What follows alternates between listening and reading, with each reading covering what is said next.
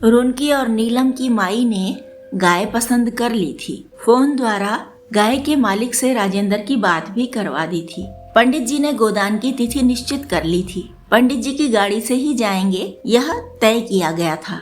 विद्या वाचस्पति ने ड्राइवर की भूमिका सहर्ष स्वीकार कर ली थी। पंडित जी स्वयं जाने को तैयार थे, लेकिन विद्या ने उन्हें रोका और कहा, छोटे छोटे काम के लिए इतनी दूर आपका जाना उचित नहीं। नमन से भी मैंने सलाह ली थी, उसकी भी यही राय है। माँ जी को भी यही उचित लग रहा है।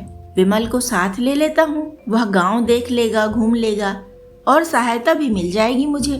पंडित जी मान गए। निश्चित दिन को भोर में ही राजेंद्र सपत्नीक आ गया। उसके साथ में एक बड़ा सा पैक कर्टन था, जिसके बारे में उसने केवल इतना कहा, जिनकी शादी हुई है ना, उन्हीं बहन के लिए है। हीरा ने जल्दी से वह कर्टन उत्तरी आंगन के तख्त पर रखा और गाड़ी की ओर भागा। विद्या के साथ विमल आगे बैठा। राजेंद्र सपत्नीक नीलम सहित पीछे बैठ गया। हीरा को बस आधे आधे टिकने की जगह मिल पाई थी। उसे रास्ता भी बताना था, इसलिए वह बार बार खड़ा भी होता था।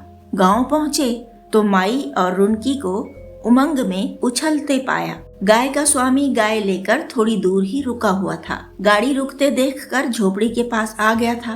पूजा पाठ के सामान की व्यवस्था हीरा कर लाया था। बिना देर किए हाथ मुंह धोकर गोदान संपन्न किया गया, जिसका पेमेंट पेटीएम से हो चुका था। राजेंद्र और उसकी पत्नी आनंद मग्न थे। सब काम संपन्न हो जाने के बाद ही उन्होंने पानी का पहला घूंट मुंह में लिया और उसके बाद खाने का सामान खोला गया। माई और रुनकी के जीवन का यह सबसे बड़ा पर्व था, सबसे बड़ा त्योहार था।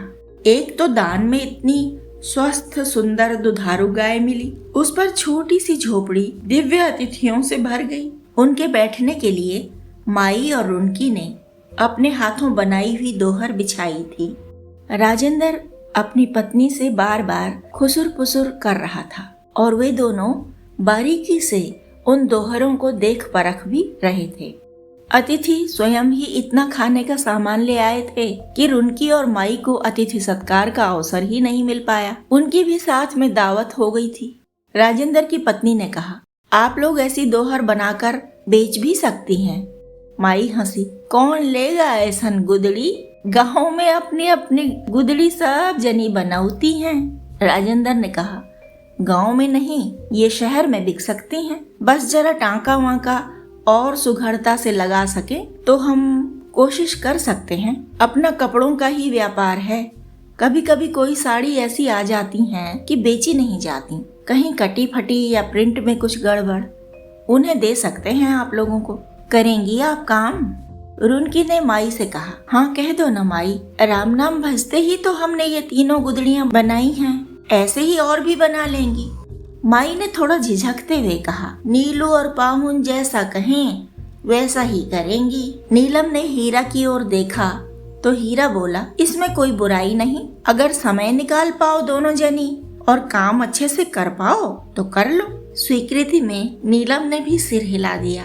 सबकी सहमति देख परख कर रुनकी पूछताछ करने लगी कि उनके पास साड़ियाँ कैसे आएंगी, तैयार करने के लिए उन्हें कितना समय मिलेगा, तैयार माल कैसे भेजा जाएगा। राजेंद्र ने कहा, माल ले जाने की जिम्मेदारी हमारी है, भेजेंगे भी हम ही। 1 महीने में कितनी दोहर बना लेंगे आप लोग? माई बोली, पता नहीं बेटुआ, इतना अंदाजा नहीं है, पर 2-3 तो बना ही सकित हैं। रुनकी ने कहा, एक गुदड़ी हम 4 दिन में बनाई है, ये वाली, ये दूसरी 8-9 दिन में। फूल बनाई है ना, इसलिए। ये तीसरी वाली सबसे पहले बनाई है, यही लिए इसमें टांके बड़छोट हो गए रहे। राजेंद्र ने उन्हें आश्वस्त किया कि उन पर समय का दबाव नहीं दिया जाएगा, प्रयोग ही तो कर रहे हैं, कोशिश हम भी करेंगे, कोशिश आप भी करना। रुनके के हाथ की चाय पीते पीते शाम होने को आई तो राजेंद्र ने कहा, चलना चाहिए। बातों के बीच से ही हीरा विद्या और विमल को गांव घुमाने ले गया था। वे लोग लौट कर आए तो रुनकी ने फिर चाय बनाई और विदा की तैयारी करने लगी। 2 पीले कद्दू, 4 छोटी छोटी लौकियां, 8-10 कच्चे पक्के टमाटर, धनिया और पालक की गड्डियां सब डिक्की में रख दिए गए। विमल ने नीलम से कहा, माँ जी का संदेश है तुम्हारे लिए कि तुम रहना चाहो तो कुछ दिन माई के साथ रह लो। हीरा वापस आ जाए, 10-20 दिन में तुम्हें लेने आ जाएगा फिर से। नीलम बोली, नहीं भैया जी, आरती दीदी हम पर बड़ा भरोसा करके विदा हुई हैं। माँ जी पर बड़ी थकान है अभी, उनको संभालना है मुझे। माई के दुआरे गाय देख ली, पंडित जी के प्रताप से ही झोपड़ी में भी लक्ष्मी आ गई। हमारा भी धर्म है कि हम राम रसायन की सेवा में जुटी रहें। अभी तो वहाँ शादी के ही जाने क्या क्या काम बाकी होंगे। आरती दीदी आएंगी, उनकी ससुराल वाले आएंगे, उनकी सखियां मिलने आएंगी, तब सब कैसे सपरेगा। माँ जी पर बोझ पड़ेगा तो बीमार न हो जाएं कहीं। हम खुद को भी माफ नहीं कर सकेंगे अगर ऐसा कुछ हो गया तो। विमल जो अब तक चुप चुप ही था, वह आश्चर्य से बोला, अरे नीलम, इतना बोल सकती हो तुम? मैं तो सोचता था तुम गूंगी हो। पूछा भी था एक बार नमन भैया को।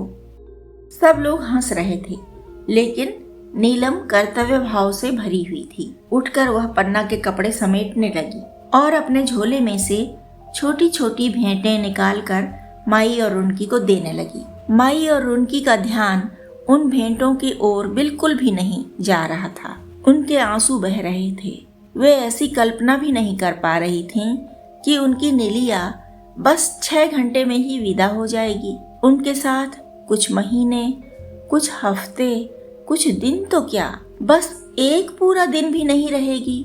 रुनकी और माई के झरते आंसू देखकर राजेंद्र की पत्नी भी द्रवित हो रही थी, लेकिन नीलम दृढ़ थी। उसकी पूरी चेतना पर आरती दीदी की कसम छाई हुई थी और कातर आंखें भी, जिन आंखों का नीलम पर भरोसा था कि मम्मी पापा का खूब अच्छे से ध्यान रखेगी।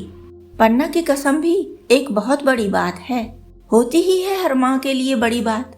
उसके बच्चे की कसम देकर कही गई बात कौन सी माँ भूल पाएगी भला।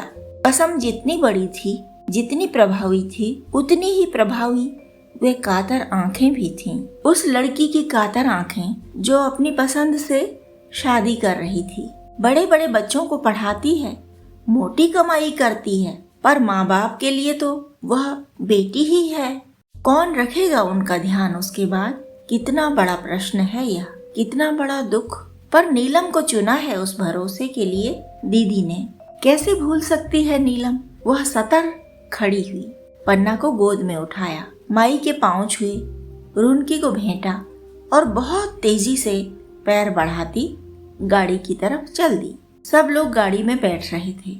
नीलम के भाव को भांप कर हीरा तनिक पीछे रुका और माई से बोला, अच्छे से रहना माई, गाय पाकर पागल न हो जाना, देह की ताकत भर काम करना बस।